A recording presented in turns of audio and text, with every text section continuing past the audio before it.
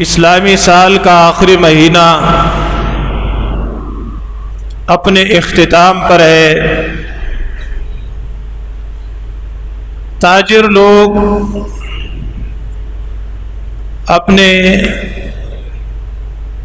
تجارت کے آخر میں حساب کرتے ہیں۔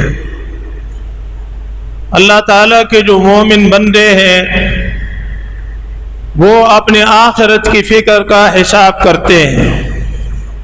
سال کیسے گزرا، اس سال میں ہماری نیکیوں میں کتنا اضافہ ہوا، کون سے گناہ تھے جو ہم نے اس سال ہمیشہ کے لیے چھوڑ دیے۔ اللہ مالک الملک نے اس آیت مبارکہ میں ارشاد فرمایا، اے ایمان والو اللہ سے ڈرو، اور چاہیے ہر شخص یہ دیکھ لے وَلْتَنْظُرْ نَفْسٌ مَا قَدَّمَتْ لِغَدٍ۔ یہ جو محاسبہ ہے یہ سب کے لیے ہے،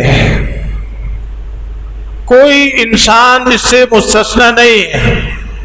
ہر عاقل شخص، ہر بالغ وہ یہ دیکھے ما قدمت لغد کہ کیا بھیجا ہے کل کے لیے، کیا تیاری ہے کل کی۔ واتقوا اللہ، اور اللہ سے ڈرو، ان اللہ، یقیناً اللہ خبیر، خبر رکھتا ہے بما تعملون، جو کچھ تم عمل کرتے ہو۔ سال میں کچھ فرائض ہیں، کچھ اعمال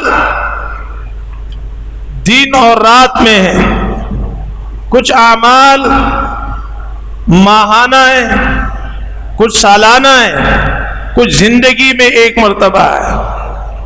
ہماری 5 نمازیں سال بھر کیسی رہی، رمضان کے روزے کس طرح رکھے،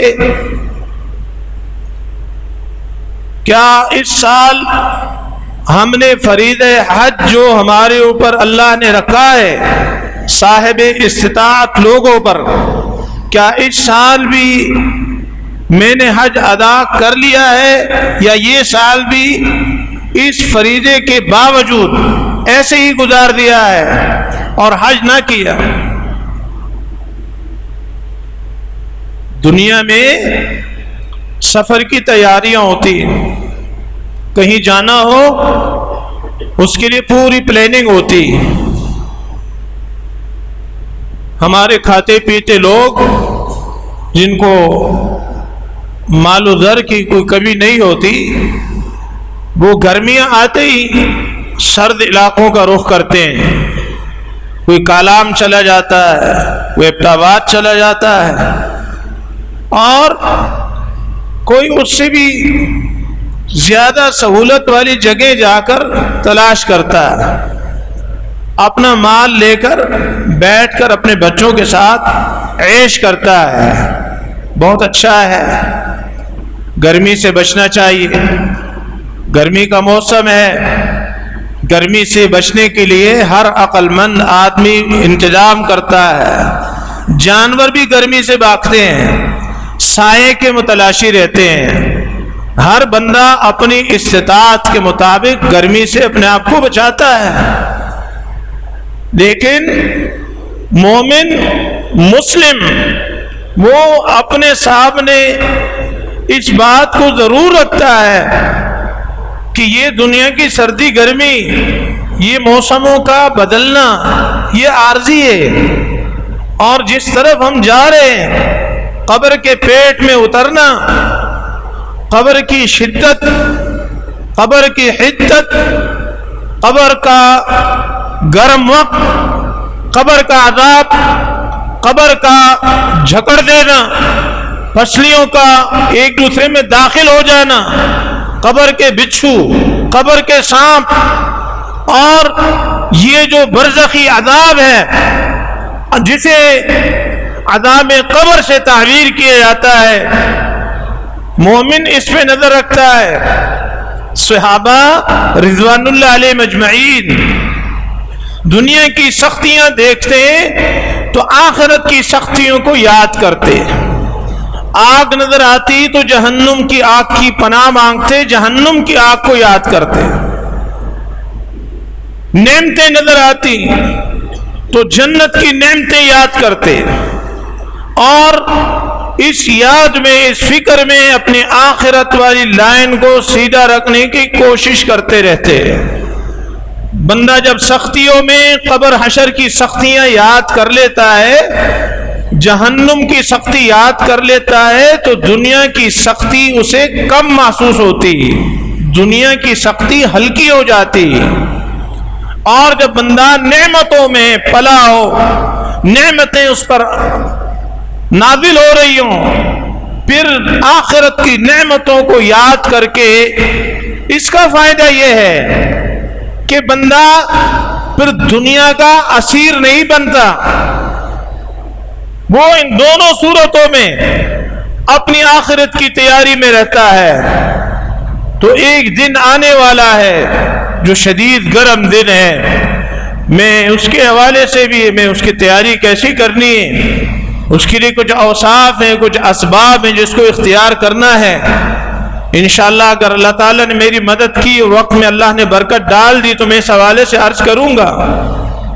تو سال بھر کا محاسبہ ضروری، وَلْتَنْظُرْ نَفْسٌ مَا قَدَّمَتْ لِغَدٍ، سنجیدگی کے ساتھ اپنے ساتھ بندہ مخلص ہو کر سوچے کہ میری زبان کیسے استعمال ہوتی، میرے اعمال کیسے ہیں۔ میں ایک حدیث پڑھ رہا تھا، نبی صلی اللہ علیہ وسلم نے فرمایا قیامت والے دن میزان حسنات میں انسان کی سب سے زیادہ وزنی نیکی جو نکلے گی، وہ نیکی جس کا وزن سب سے زیادہ ہے، سب سے زیادہ بھاری ہے، وہ رسول اللہ صلی اللہ علیہ وسلم کے اس فرمان کے مطابق اچھے اخلاق ہیں۔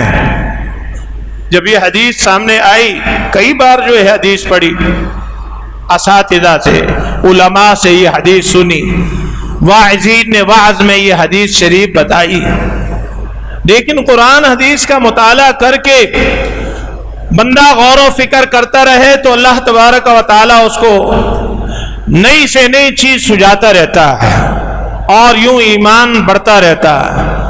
حدیث سامنے آئی تو اس بات کی طرف توجہ ہوئی کہ ہم روزے میں، حج میں، نمازوں میں، نیکیوں میں یہ سمجھتے ہیں یہ نیکی کر لوں اس سے میں نجات پا جاؤں گا، یہ نیکی کر لوں اس سے میں کامیاب ہو جاؤں گا، یہ نیکی کر لوں اس سے میرا میزان حسنات وزنی ہوگا۔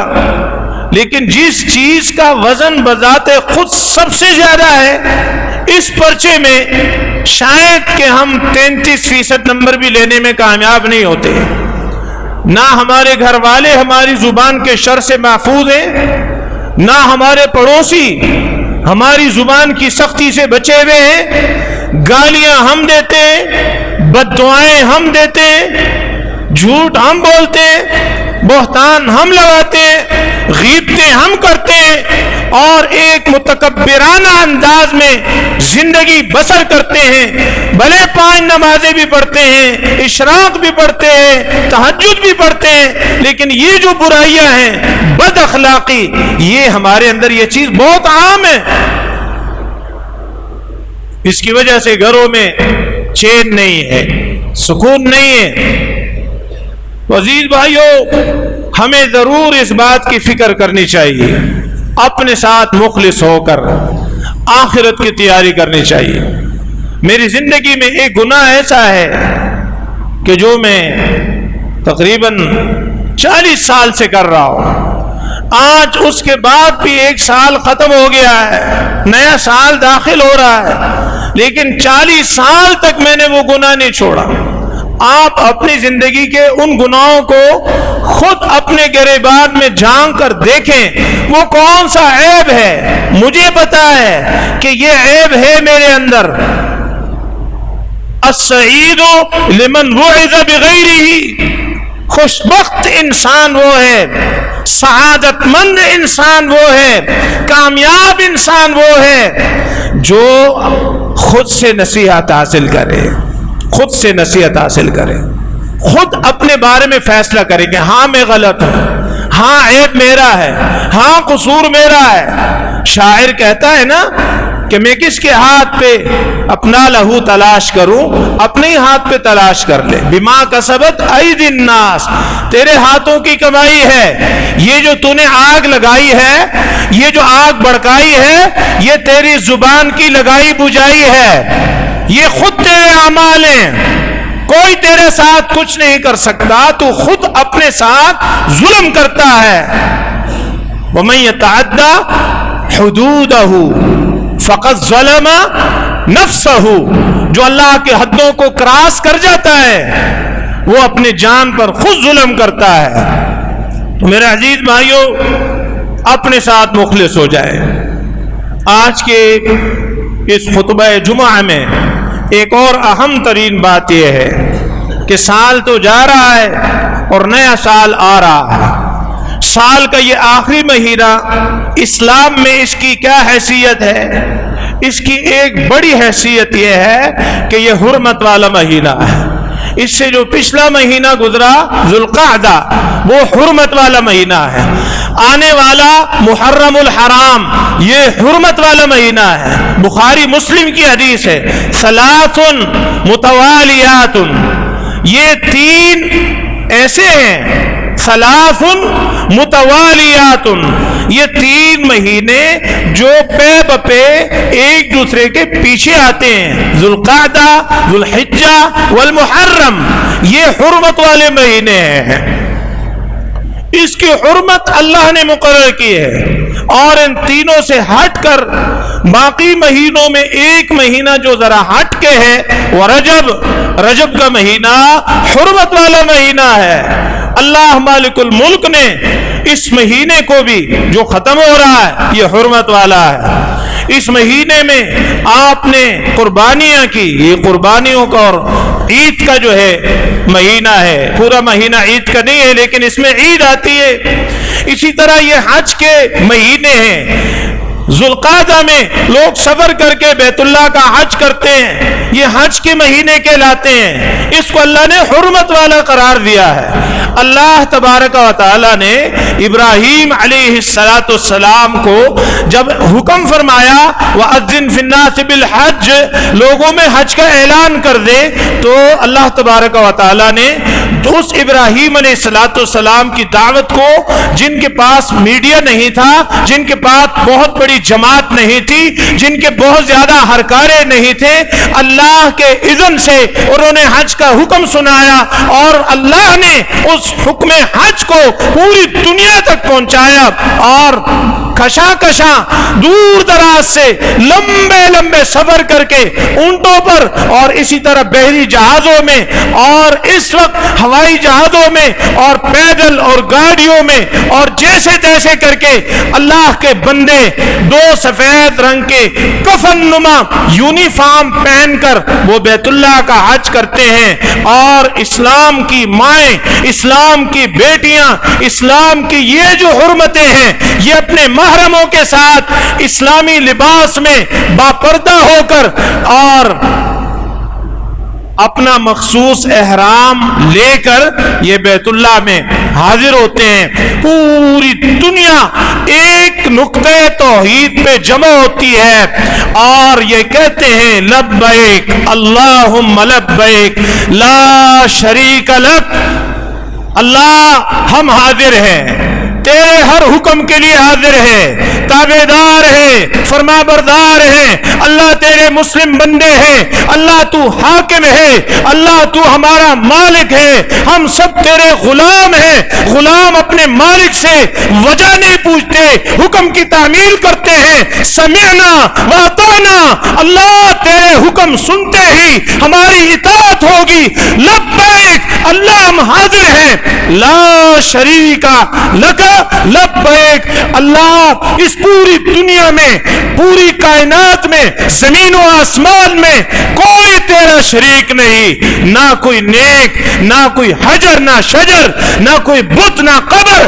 نہ کوئی ولی نہ نبی نہ پیر نہ شہید، کوئی تیرا شریک نہیں، لا شریک لک، ان الحمد والنعمت لک والملک لا شریک لک۔ اس عقیدہ توحید کی تلبیہ پر، اس پر ساری امت کے لوگ جمع ہو کر، بیک آواز ہو کر اللہ کی کبریائی، اللہ کی وحدانیت، اللہ کی الوہیت، اللہ کے اسماء و صفات کی یکتائی کا اعلان کرتے ہیں، اور بیت اللہ کا طواف کرتے ہیں، صفا مروہ کے چکر کاٹتے ہیں، اور اللہ کی راہ میں قربانیاں کر کے اپنے گناہ دھلواتے ہیں، اور جمرات پر جا کر کنکر مار کر اپنے کبیرہ گناہ بخشوا دیتے ہیں۔ محمد کریم علیہ السلام نے فرمایا کہ جب جمرات پر کوئی مومن بندہ وہ کنکر مارتا ہے، مسنون طریقے سے، خاص انداز سے کنکر مارتا ہے، ایک کنکر مارنے سے اس کا ایک کبیرہ گناہ معاف ہوتا ہے۔ اللہ اکبر۔ پھر یہ حاجی جب حج سے فارغ ہو کر آ جاتا ہے تو پیارے پیغمبر علیہ السلام نے فرمایا اس نے اپنی زندگی میں جتنے پاپ کیے، جتنے گناہ کیے، جتنی معصیتیں کی، یہ گناہوں سے ایسے پاک اور صاف ہو جاتا ہے جیسے اس دن یہ پاک صاف تھا گناہوں سے جس دن اس کی ماں نے اس کو جنا تھا اور یہ ان کی گود میں تھا، اور یہ بالکل گناہوں سے پاک تھا۔ اللہ ایک مقبول حج کے صلے میں یہ بڑا انعام عطا فرماتا ہے۔ تو آنے والے میرے حاجی بھائیوں اور حج کرنے والی میری ماں اور بہنوں، دیکھو اللہ نے تمہیں ایک عظیم سفر کی سعادت بخشی، تمہارا انتخاب کیا، تمہیں موقع عطا فرمایا۔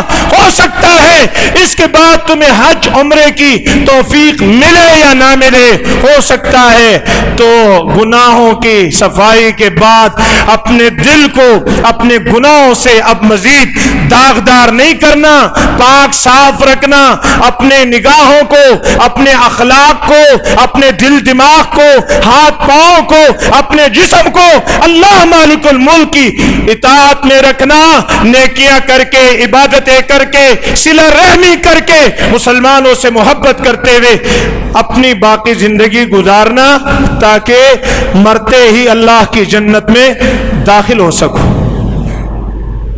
تو ذوالحجہ یہ پیغام لے کر آیا ہے، اور ذوالحجہ سے محرم کو جاتے ہوئے یہ بات اپنے دل اور دماغ میں اچھی طرح نقش کر لو میرے بھائیوں، اور آنے والی میری ماں اور بہنوں اور بیٹیوں، یہ اچھی طرح دل اور دماغ میں نقش کر لو، جس چیز کی بنیاد پر انسان کی نجات ہوگی اس کا نام عقیدہ توحید ہے۔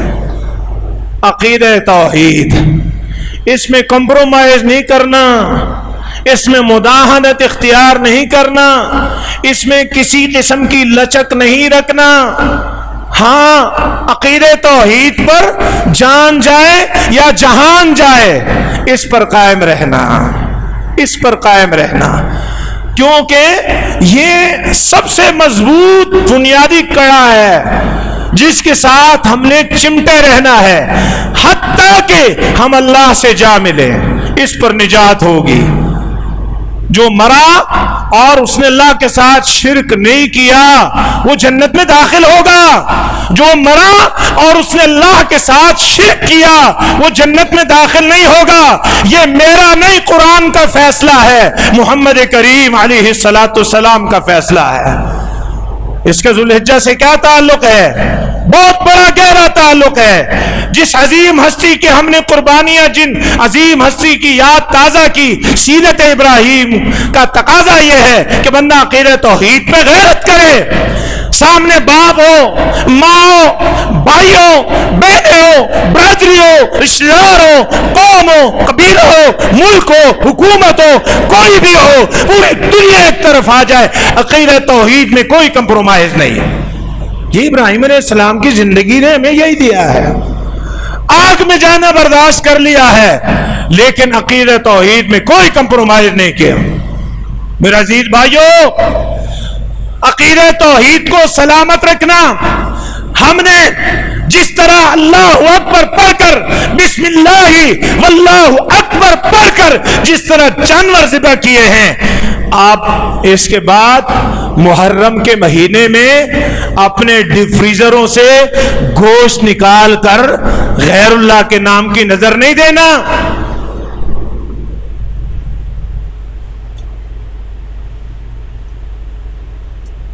جانور اللہ کے نام کے کٹے ہیں، گوشت جمع کیا گیا ہے، بھلے تم یہ گوشت پورا سال اپنے گھر میں رکھ سکتے ہو، کوئی حرج نہیں، ضرورت مندوں کو بھی دو، خود بھی کھاؤ، سال بھر قربانی کا گوشت رکھ کر استعمال کرو، کوئی حرج نہیں، حلال ہے، تمہارا مال ہے، اللہ کی طرف سے تمہارے لیے عطیہ ہے، گفٹ ہے، اجر کا اجر ہے اور طعام کا طعام ہے۔ کہتے ہیں نا ہم خرما ہم ثواب، کھانا بھی ہے، اجر بھی ہے، اللہ کی رضا بھی ہے۔ لیکن یاد رکھنا اس گوشت کا استعمال غیر اللہ کے نام پہ نہیں کرنا، غیر اللہ کے نام کی نظر حرام ہے۔ قرآن مجید میں رب کا فرمان ہے، ایک نہیں 4 مقام ہے، انما حرم علیکم المیتۃ والدم ولحم الخنزیر وما اہل بہ لغیر اللہ۔ اللہ نے کلمہ حصر بیان کیا ہے، اس کے علاوہ کوئی بات نہیں ہو سکتی۔ حرم علیکم المیتۃ، اللہ نے تم پر حرام کیا ہے مردار جانور، والدم، خون کو حرام کیا ہے۔ جانور جب ذبح کرتے ہیں اس کی گلے سے جو خون نکلتا ہے اس کو دم مسفوح کہتے ہیں، اس کا کھانا حرام ہے، اس کا بیچنا، اس کی قیمت کھانا حرام ہے۔ گلے کا خون بہتا ہوا یہ مردار کی طرح حرام ہے۔ ولحم الخنزیر، خنزیر حرام ہے، خنزیر کا گوشت، اس کا پوست، اس کی ہڈیاں یہ حرام ہے۔ وما اہل بہ لغیر اللہ، ہر وہ چیز جس پر اللہ کا نام نہ ہو، کسی اور کے نام کی ہو، کسی اور کے نام کا اس پر آوازہ ہو۔ یہ 11ویں ہے، آوازہ یہ ہے عبد القادر جیلانی کے نام کی ہے، یہ محرم کی حلیمے ہے، آوازہ یہ ہے یہ حسین کے نام کی ہے، اور اسی طرح محرم میں لگنے والی سبیلیں ہیں، آوازہ یہ ہے کہ پانی پیو تو یاد کرو پیاس امام کی، پیاسو یہ ہے سبیل شہیدوں کے نام کی۔ یہ شہر اس بات کی غمازی کرتا ہے کہ اللہ کے نام کی سبیل نہیں ہے، غیر اللہ کے نام کی سبیل ہے۔ یہ سبیل لگانا حرام، اس سے پانی پینا حرام، بندہ پیاسا مر جائے بہت اچھا ہے لیکن غیر اللہ کے نام کا پانی نہ پیے۔ مسند احمد میں حدیث ہے، ایک راستے پر 2 مسافروں کی ایک کہانی ہے، ایک قصہ ہے جو حدیث میں بیان ہوا ہے۔ ایک راستے پر ایک مسافر کو روکا گیا، اس درگاہ کے نام پر چڑھاوا چڑھا تب تمہیں جانے دیں گے، یہ ہمارا دین ہے، ہمارا عقیدہ ہے، اس کے بغیر اس راستے سے کوئی نہیں گزر سکتا۔ اس نے کہا کہ میں اس درگاہ کے نام پہ کچھ نہیں دے سکتا۔ انہوں نے کہا مسافر آدمی ہو، ہم نہیں چاہتے تمہاری جان لینا، بس صرف آپ ہماری اتنی بات رکھ لو کہ ایک مکھی پکڑ کر اس درگاہ کے نام پر چڑھاوا چڑھا دو تاکہ ہم تمہیں جانے دیں، ہم تمہیں مارنا نہیں چاہتے۔ کہنے لگا مکھی کا خالق اللہ ہے، اور یہ مکھی بھی ایسی نہیں ہے کہ جس کو اللہ کے سوا کسی اور کے نام پر چڑھایا جائے، ایک مکھی نہیں دینا گوارا کرتے۔ یہاں حالت یہ ہے پورا بکرا، پوری گائے اور بیل غیر اللہ کے نام کی نظر کر دیتے ہیں۔ اور جس بندے کو عقیدہ توحید کی غیرت ہو اس کو یہ پتہ ہے ان قتلتا او حرقتا، اگر تیرے ٹکڑے کر دیے جائیں یا تجھے آگ میں ڈال کر جلا کر بھسم کر دیا جائے، شرک نہیں کرنا اللہ کے ساتھ، قتل ہونا گوارا کر لینا، شرک نہیں کرنا اللہ کے ساتھ۔ انہوں نے پکڑ کر اپنے درگاہ والے کی خوشنودی میں اس موحد کی گردن مار دی اور اس کو قتل کر دیا۔ محمد کریم علیہ السلام نے فرمایا دخل الجنہ، یہ شخص جنت میں گیا۔ اسی طرح ایک اور مسافر کے ساتھ انہوں نے یہ کام کیا، اس نے ایک مکھی پکڑ کر اس درگاہ کے نام پر چڑھاوا چڑھا دیا اور اس کو جان بخشی مل گئی، وہاں سے وہ جلا گیا۔ نبی علیہ السلام نے فرمایا دخل النار، اس نے غیر اللہ کے نام پر ایک مکھی جو نظر کی یہ آگ میں داخل ہو گیا۔ اس سے پتہ چلتا ہے کہ توحید کتنا بڑا مسئلہ ہے، کتنا حساس مسئلہ ہے۔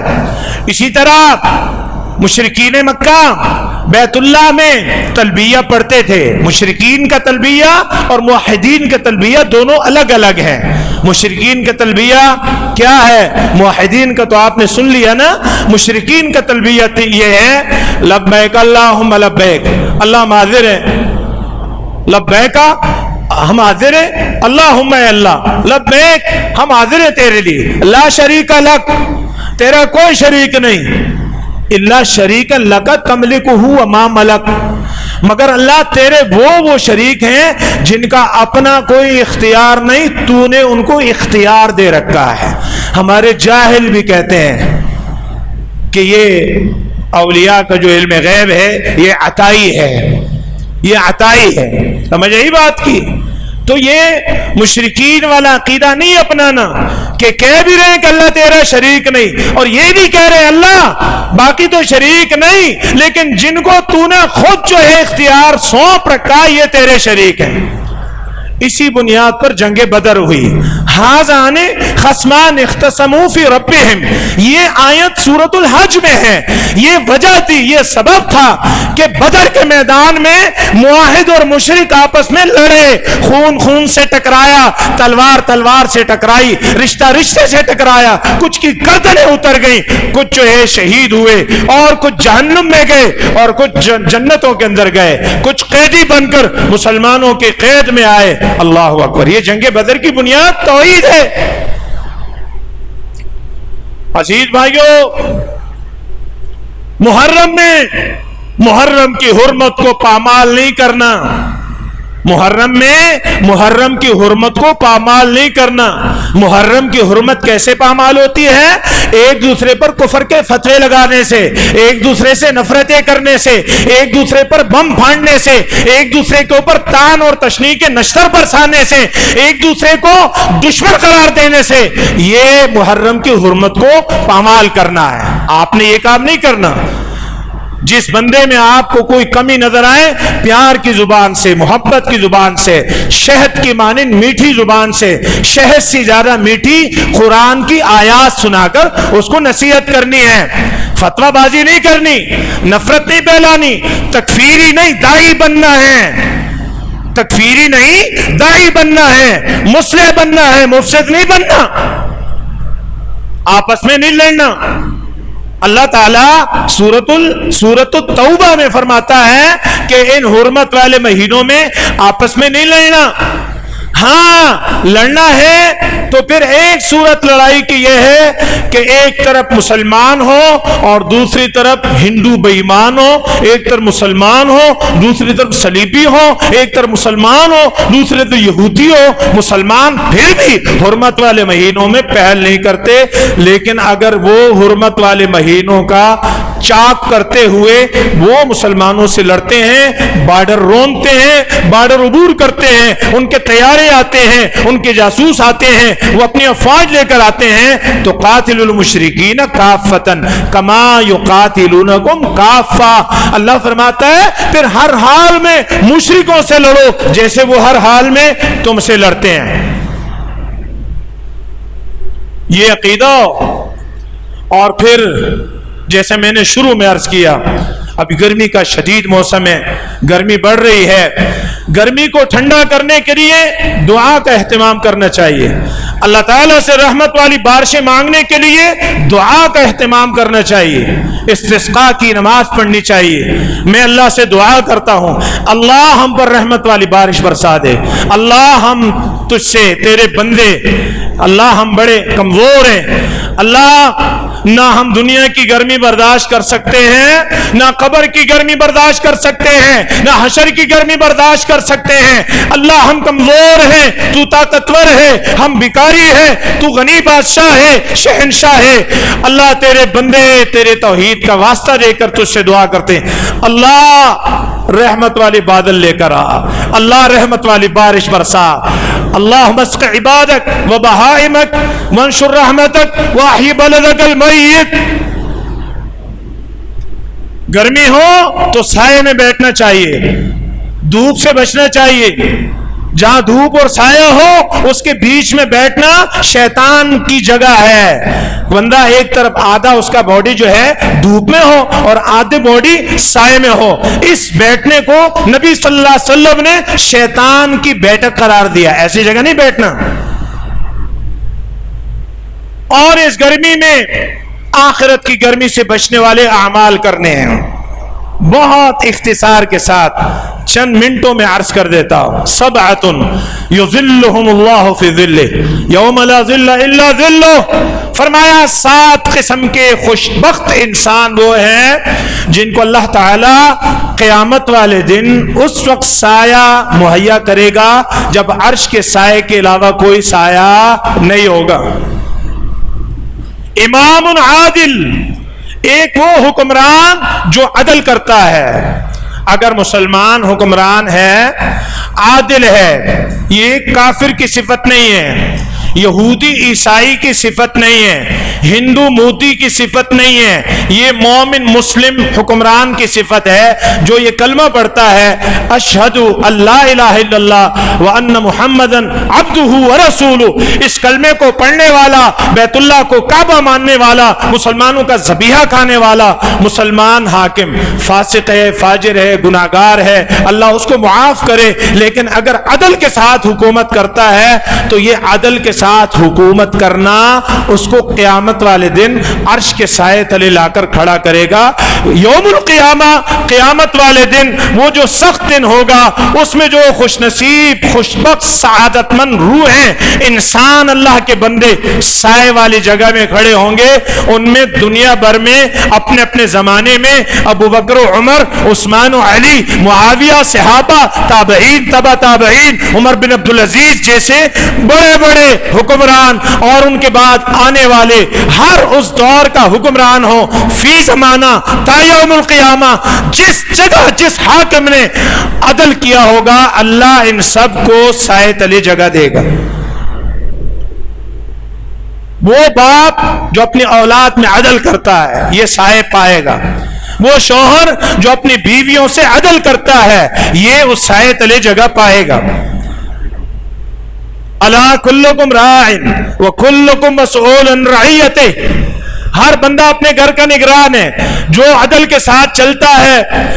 ایک بیٹا زیادہ پسند ہے، اس کو زیادہ نواز رہا ہے، دوسرے بیٹے سے طبیعت نہیں لگتی، وہ تھوڑا نافرمان ہے، اس کو محروم رکھتا ہے۔ یاد رکھنا یہ ظلم ہے، اپنے بچوں کی تباہی کرنا ہے۔ ایک بیٹوں کو زیادہ نواز رہے ہو، دوسرے کو محروم رکھ رہے ہو، یہ ظالم باپ کی نشانی ہے۔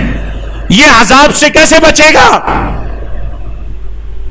تحفہ دینا ہے بیٹے اور بیٹی کو ایک جیسا تحفہ دینا ہے۔ یہ میراث میں بیٹیوں کا حق آدھا ہوتا ہے، میراث میں بیٹیوں کا حق آدھا ہوتا ہے، باپ کی زندگی میں بیٹیوں کا حق آدھا نہیں ہے، پورا ہے۔ مسئلہ یاد کر لو، لا تو سب کو لا کے دو، نہیں لانا تو کسی کو مت دو، عدل کرو۔ وشاب نشأ فی عبادت اللہ، اور اسی طرح وہ نوجوان جو جوانی کے عالم میں اللہ کی عبادت کرتا ہے، جس جوان سے اللہ پیار کرتا ہے نا، وہ آپ کو اذان کے بعد مسجد میں ملتا ہے، وہ کبھی اشراق پڑھے گا، کبھی تہجد پڑھے گا، کبھی اذکار کرے گا، کبھی تلاوت کرے گا، اپنی نگاہوں کی حفاظت کرے گا. شاب جوان بھی ہے، نشأ فی عبادت اللہ، لیکن اس کی جوانی انٹرنیٹ کی گند میں نہیں گزرتی، فحش فلمیں دیکھتے ہوئے اس کی زندگی نہیں گزرتی، زنا بدکاری گرلز کالج کے سامنے وہاں جا کے بے وقوف بن کر آوارہ بن کر اپنی زندگی نہیں گزارتا.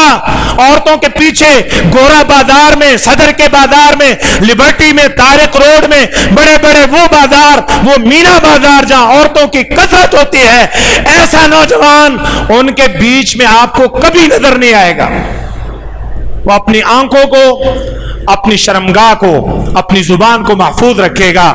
شاب نشأ فی عبادت اللہ، جوانی اللہ کی عبادت میں ختم کرتا ہے، اس کے بال سفید ہو جاتے ہیں اللہ کی عبادت کرنے میں. ورجل قلبه معلق فی المساجد، تیسرا آدمی وہ جس کا دل مسجدوں کے ساتھ لگا ہوا ہے، مسجدوں سے اس کا بڑا پیار ہے. باقی لوگ لیٹ آتے ہیں، یہ پہلی صف کا جو ہے شاہ سوار ہے، مسجدوں سے اس کو بہت زیادہ لگاؤ ہے. مسجد کے بارے میں رسول کریم صلی اللہ علیہ وسلم نے فرمایا مسجد جو ہے یہ ہر متقی کا گھر ہے. اللہ اکبر. ورجلان تحابا فی اللہ، اور چوتھی صفت یہ ہے اللہ تعالی کے لیے کسی سے محبت کرنا. یا دیکھو رجلان تحابا فی اللہ ہے، میں اگر یہ کہوں کہ امراتان تحابا فی اللہ ہے، دو عورتیں آپس میں محبت کرتی ہیں، دو مرد آپس میں محبت کرتے ہیں، بات سمجھ آ رہی ہے یا نہیں؟ رجلن، اور پھر رجل کے مقابلے میں امرا ذکر نہیں کیا. رجل جب امرا سے محبت کرے گا تو اس کی بیوی ہوگی، نہیں یہی سمجھ کہ آپ نفس کی پوجا کر کے اس کو اللہ کا نام نہیں، میں جی آپ سے اللہ کے لیے بڑا پیار کرتا ہوں، تو کون ہے؟ نامحرم. یہ تو اللہ کا نام لے کے دھوکہ دیتا ہے ظالم، تو بدکار ہے، تو یہ کہ میں بدکار ہوں اور تیری زلفوں کا اسیر اور میں نے جہنم میں جانا ہے. رجلان تحابا فی اللہ، دو آدمی جو اللہ کے لیے محبت کرتے ہیں، اجتمعا علیہ، ان کا ملنا تقوی پر ہے، اللہ کی وجہ سے ملتے ہیں. وتفرقا علیہ، اور اسی پر جدا ہوتے ہیں. دو مومن جب آپس میں محبت کرتے ہیں تو ان محبت کرنے والوں کی جدائی موت کی وجہ سے ہوتی ہے، ایک دوسرے سے جدا ہوتا ہے موت کی وجہ سے. یہ عارضی بھی جدائی ہے.